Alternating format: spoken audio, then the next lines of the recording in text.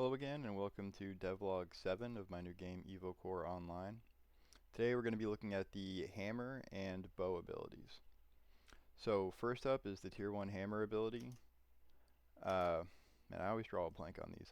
I should really script these, but upswing, that's what it's called, upswing. So as I use this, it will basically give me a little blink forward and create a wall of hitboxes. Anytime you see hitboxes being created by an ability, those hitboxes will be modified by the 3 different breathing styles. So that's something to keep in mind, that when it creates these, they will be modified. Next up is hammer throw, and it basically lets me throw my hammer, which will then return to me. And as it's returning, when it makes impact with things, you'll notice it creates that same little AoE that's created usually by earth spells, and that has the same effect of slowing people that are hit by it. I call it the bone break stack. You know, the more the more your bones get broken or fractured, the slower you will become. And the tier 3 hammer ability is called hammer spin. These names are all pretty basic, you know, they're subject to change in the future. But this is another ability that will be active for as long as you hold the button down, and at the same time it will drain your stamina as long as it's down. So this puts me in a little tornado state that will spawn hitboxes. And as I said before, anything that spawns hitboxes, those hitboxes will be modified by the different breathing styles. Anything that spawns, you know, the little red hitboxes. Next up is the tier 4 hammer ability. I think it's just called Hammer Smash. But this one is, you know, a sort of Thor-inspired ability that will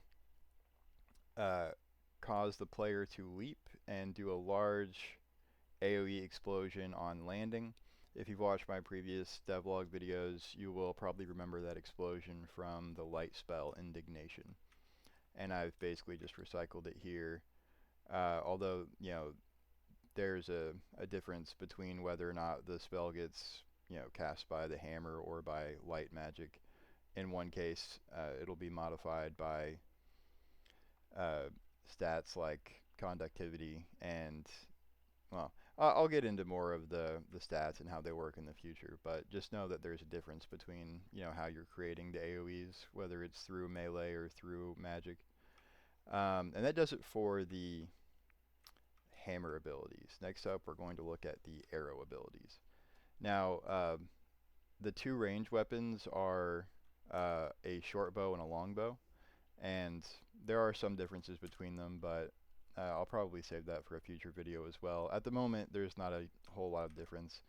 The long bow can basically just shoot farther and faster if it's held down for longer, whereas the short bow doesn't need to be held down for quite so long, but it has a shorter range to it.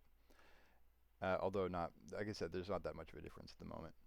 So the first range weapon skill is Phantom Arrow. It's a toggle, and while it's toggled on, well, here's what happens when it's toggled off. You can see arrows will just hit the ground. While it's toggled on, it will shoot through terrain. Let me change venues a little bit here. So you can see if I switch to the farthest lane, it will just shoot through the trees, but if I turn it off, it will be stopped by the tree. Next up is triple shot, I think it's called. It's triple shot, something like that. But essentially, whereas I would normally shoot 1 arrow, if I hold this button down, I can shoot 3 arrows. I have to be careful not to run out of arrows before my demonstration's done.